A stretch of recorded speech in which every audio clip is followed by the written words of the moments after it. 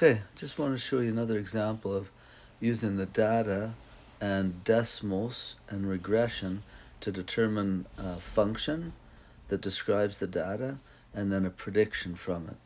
So here's the data, and I need to put that into decimals. So let me fire up decimals. Here we go. Add a table.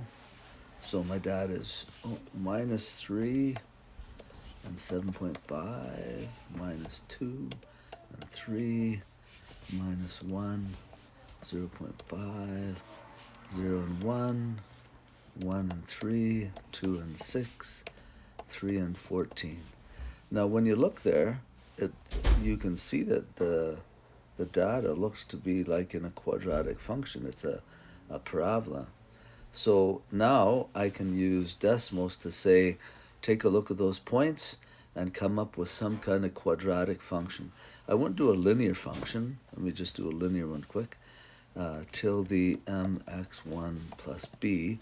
You look at the line, and the line is supposed to be an average line, and that doesn't look like it's representing the data at all. So let me do a quadratic one, and I'll use the vertex formula.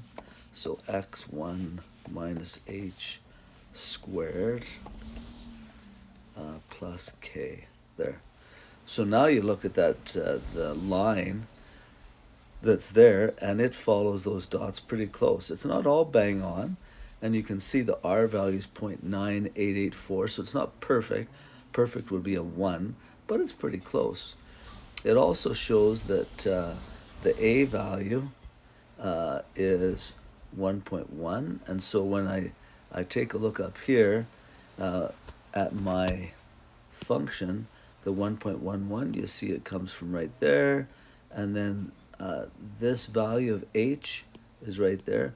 Notice that it's negative, and that's why this one turns to be a positive, because the normal function right here has a minus in it, so that minus and that minus cancel to be positive. And then the k value is 0.35. I rounded that a bit. Then the question asks, what would the y value if x is 10? So I can go in decimals, and I can say, let me go in again quick, and down below here I can type x equals 10. And now I want to see where that parabola matches up with the x equals 10 line. Right there they cross. I can't hit that thing spot again.